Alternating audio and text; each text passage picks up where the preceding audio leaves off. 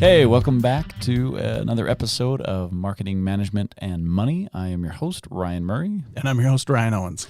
Today, we're going to talk about a saying that you say all the time. This is something that I kind of picked up from you. And it's a simple saying. It's a little bit cliche.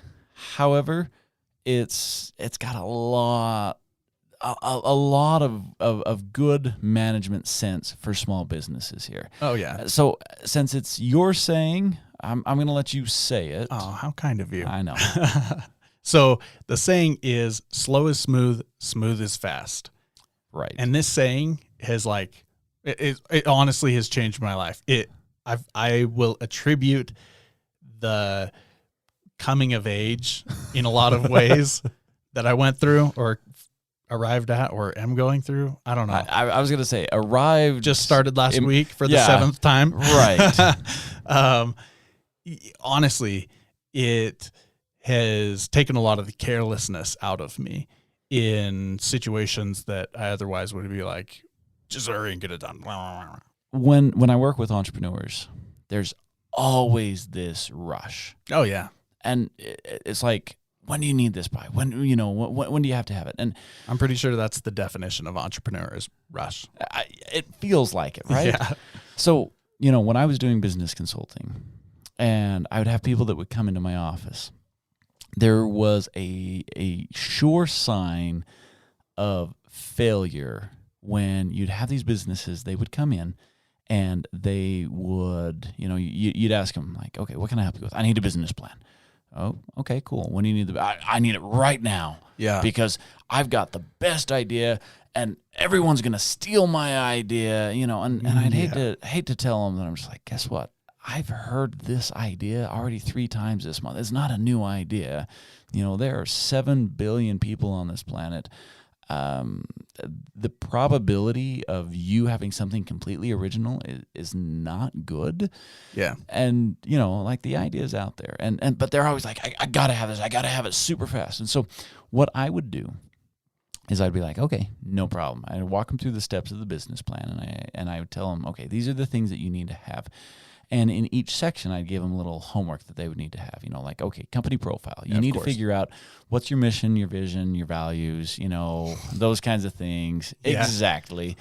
and then I'd be like, okay, products or services. I want a product menu. I want you to, kind of spell out exactly what you sell, what price you sell it at.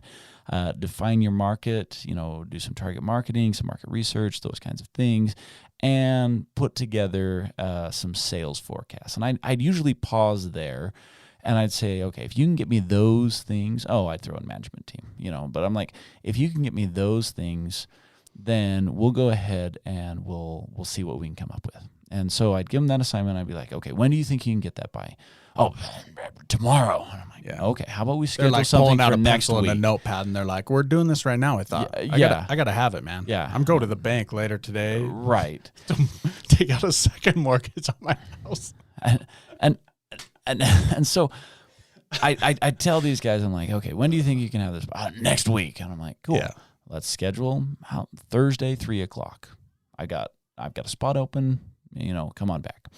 And so they'd schedule something. And about 30% of the time, and I actually tracked the statistics on this, about 30% of the time they never actually showed up again. Oh, for sure. And then when they did show up, inevitably they were never done. They're like, this week was just busy. It was you wouldn't believe what happened. Everything that it was just such a crazy week. And I'm like, yeah. Because I wasn't expecting that at all. Right. Like, I always hear it. I'm sorry. This isn't original. Yeah. And I just learned that having a sense of urgency only works when you have the plan to back it up.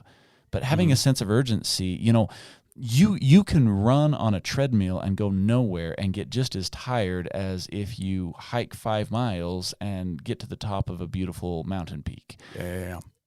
One you travel, one you don't, both you get tired. Yeah. And I see so many businesses or entrepreneurs, I should say, that are on this treadmill of insanity where it's like, we got to do this. Wait, we got to do this. Wait, we got to do this. Wait, we got to, and I'm like, slow it down. Yeah. Slow is smooth.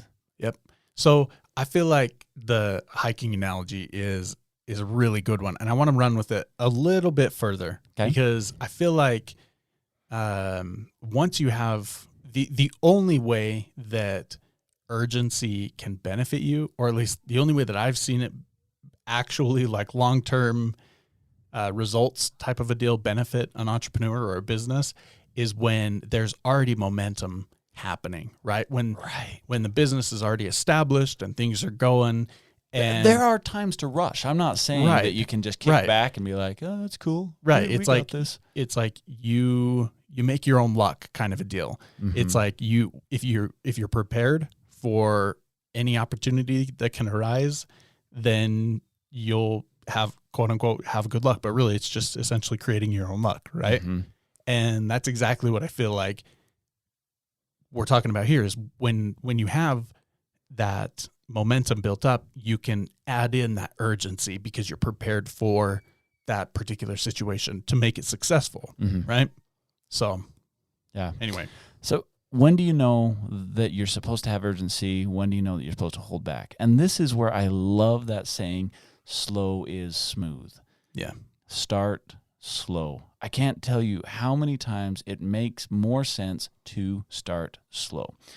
The first thing that I want to tell entrepreneurs is, if you're launching a business, figure out a way to kind of put the training wheels on, to, have the little safety net, to play in the kiddie pool before you go jump off the high dive. Oh, for sure. Like, if you think of anything in life, you always build up to it. Yeah. You don't just wake up one day and be like, I'm going to be a gold medalist in the Olympics. Yeah, exactly. Exactly. Like, you're a little kid on your tricycle, and you're like, oh, I kind of like this. And then you start riding your bike with the training wheels, and then you take the training wheels off, and then you actually get a decent bike, and then you start training, and then it's like, oh, wow, you just won the Tour de France because you have been at this for the last 20 years. Yeah.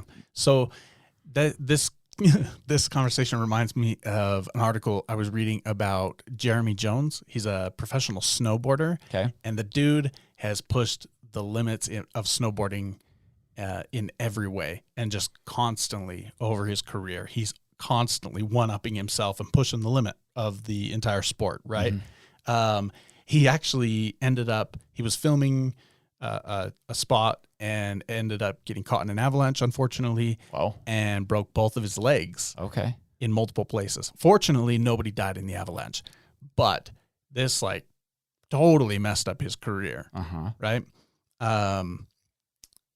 So he breaks both of his legs and goes through, I think he's 18 months deep, or maybe 2 years deep at this point into his recovery. Okay. And that's a long time. Yeah. And so anyway, this dude is and he's still coming back, and he's pushing the limits, right? Right. My point is that he didn't just wake up one day, like you're saying, and be like, oh, I'm going to do the first double backflip, McTwist, whatever. You know what I mean? McTwist. It's legit a snowboarding trick. Oh, really? I'm pretty sure, yeah. I'll have to double check. But yeah, so I mean, in Travis Pastrana doing the first double backflip, it's not like the first time they jumped on a motorcycle and did that, right? Right. It's the same thing with entrepreneurship or small business or anything that you do. Everybody is like, oh, the double backflip, that's so cool, I'm going to do that. It's like, get your feet on the pedals first. Right. And so as an entrepreneur, one of the best things that you can do is... The McTwist is a real thing. Is it really? Yeah. Okay, you win this one. I'm so cool. But as an entrepreneur, one of the best things that you can do is to work in the industry. Yeah. And spend time in the industry. Yeah, get caught in an avalanche and break both of your legs. Well, okay, maybe not that, but other things. Learn on someone else's dime. Oh, yeah. And for sure. That sounds a little bit harsh, but here's the truth. if you're passionate about something, if you're wanting to learn the ropes, and if you're really dedicated to the point that you're like, oh yeah, I'm going to be doing this someday, and you're learning on someone else's dime, you're going to be the best employee they've ever had. Right. Because they're going to be like, oh wow, yeah, you really are. You're paying attention. Like you're doing things, but your chances of success will just shoot through the roof if you have spent some time learning beforehand. So for those of you who are thinking, okay, I'm getting ready for the startup, it's like, okay, have you worked in this industry? Have you mentored under somebody in this industry?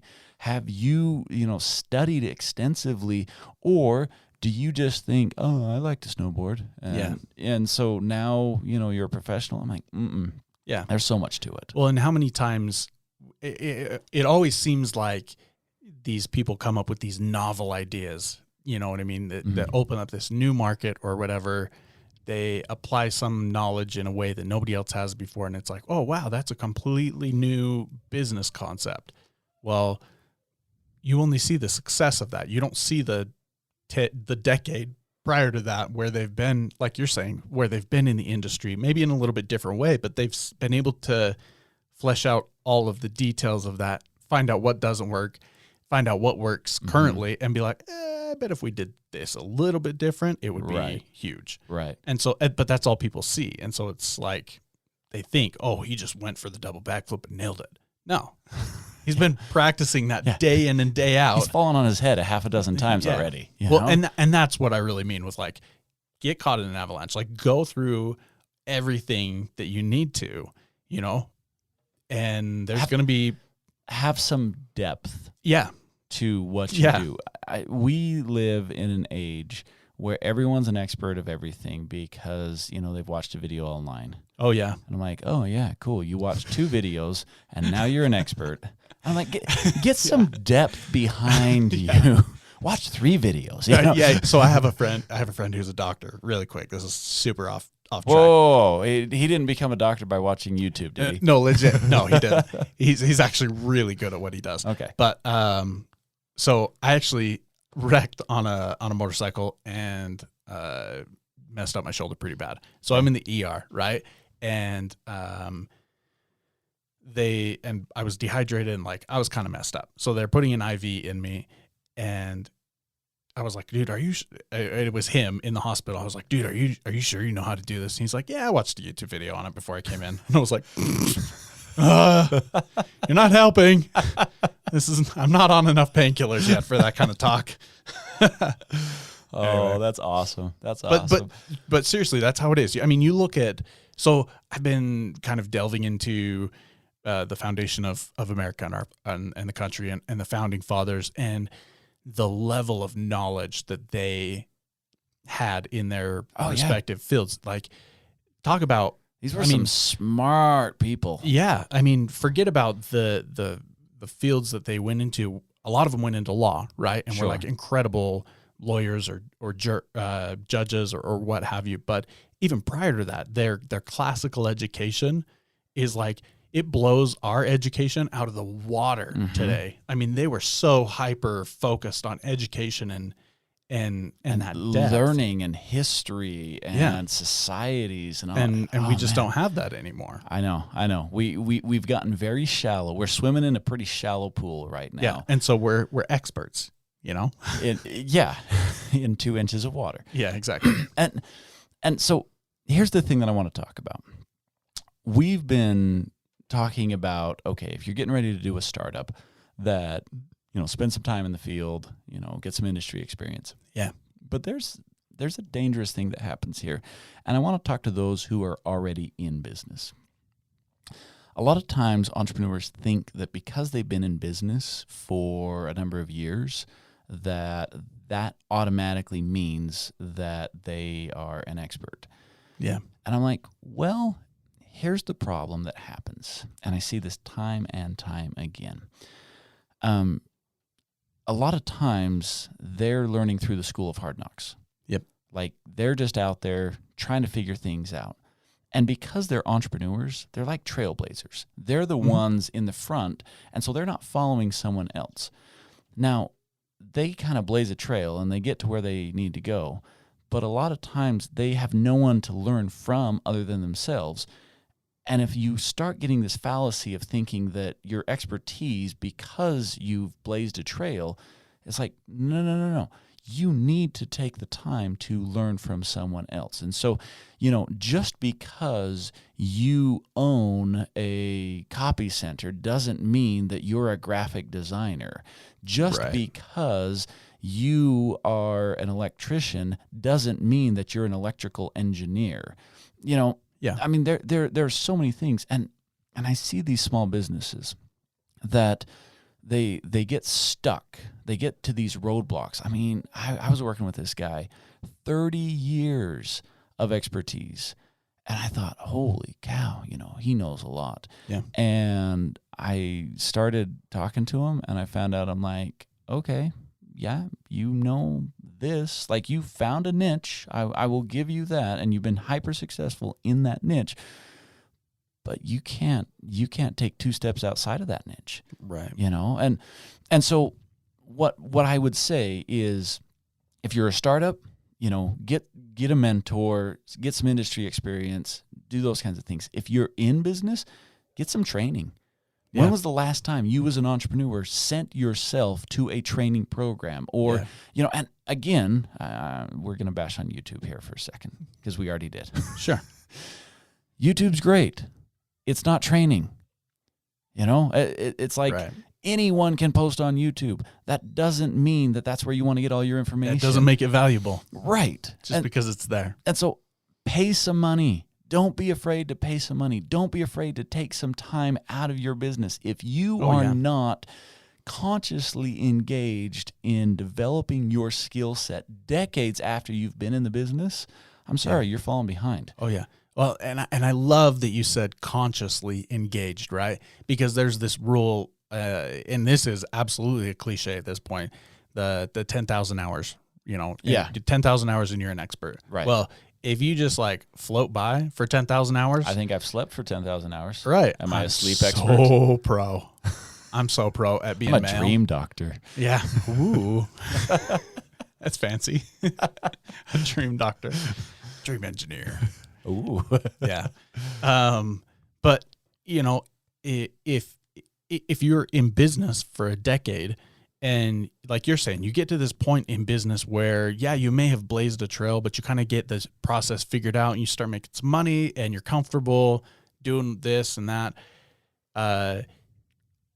If you're not constantly pushing that boundary in some way or another, you're not purposefully engaging yourself in your work or in your growth or in your expertise. You know what I mean? And so it doesn't actually count toward those 10,000 hours. Just because you're sleeping for 10,000 hours doesn't make you a pro at sleeping. Yeah.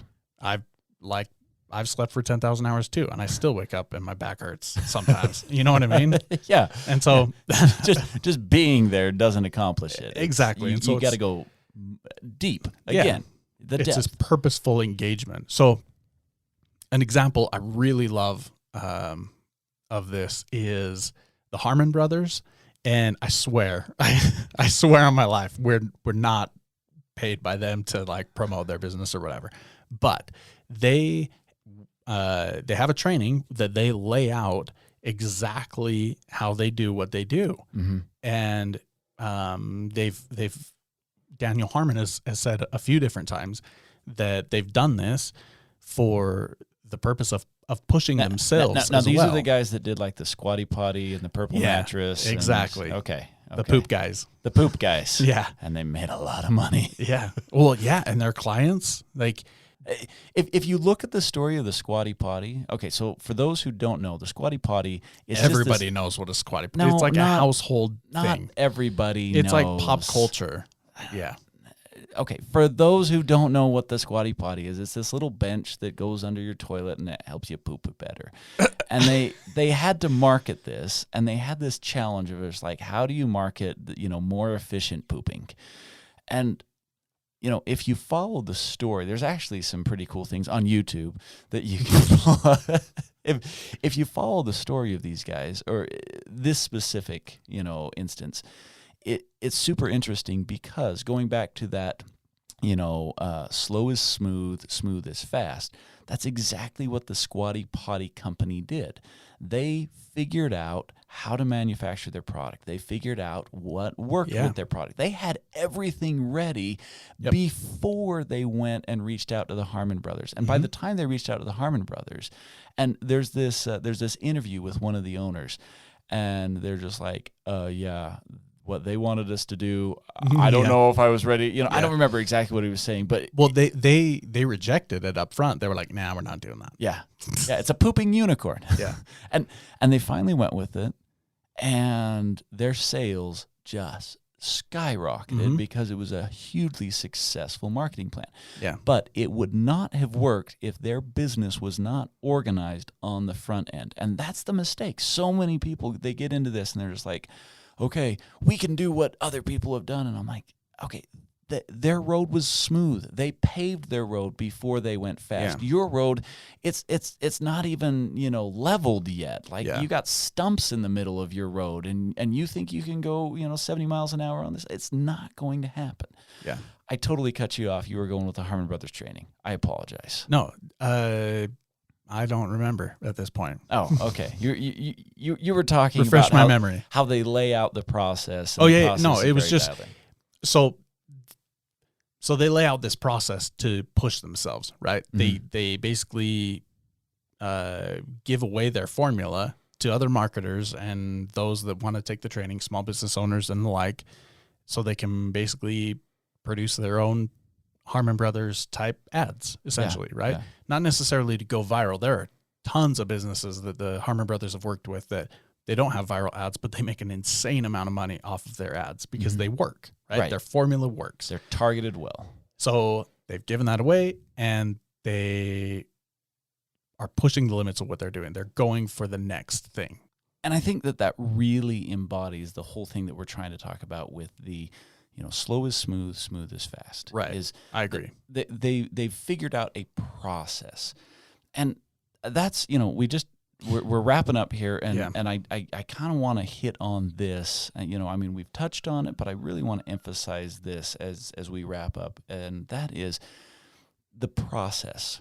So many people want to go fast. Everyone wants to go fast. It's exciting to go fast. It's fun to go fast. All the stories you hear about, when you look at like the 40 under 40 type, things that they are always in the magazines. Dude, I hate those lists. I hate them. Because you don't hear the whole backstory. There's a huge backstory there.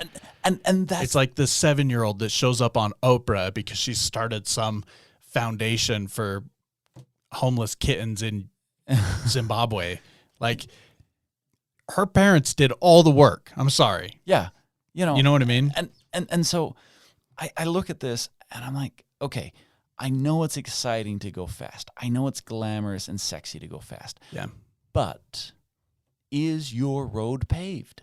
Right. Do you have, and think of it this way, the smoother your road, the faster you can go. If you are, going through the jungle and having to, chop down all of the plants in your way, then you're going to go really slow. Yeah. Well, if you have a dirt road, you're going to go slow. If it's a gravel road, you might go a little faster. If it's a paved road, you can go super fast. Mm-hmm. So this is kind of an introspection and saying, are you mature enough to not get sucked into the glamour of going fast? Because you see all these other successful entrepreneurs, and I'm like, you know what? A lot of them aren't successful. A lot of them have this appearance of success that's not true, because how many of these businesses go under? And it's like, oh, well, all along they really weren't doing it right. Well, even if it is true, and they are that 1 in a million, like, not everybody's going to be the 1 in a million.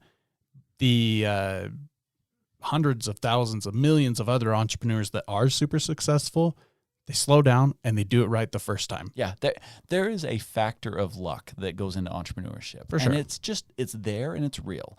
And, when I was talking with businesses, a lot of times I would tell them this. I would say, imagine if I went down to Vegas and, I bet all my money on red and I made $1 million.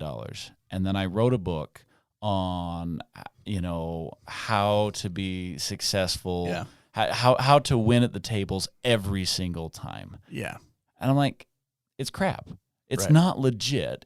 I got lucky. Sure. There were, you know, for my luck, there were 1,000 guys who didn't get lucky, and they're not out there writing a book that says avoid the tables because you'll get screwed. Yeah. Because that doesn't sell. Yeah. Right. You know, and so as an entrepreneur, yeah, there are successful stories out there. Some of them are luck. Some of them are really hard work over years and decades.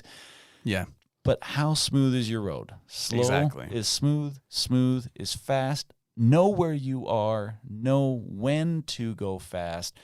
Don't go fast when you have a really bumpy road and you're going to hit a stump. Right.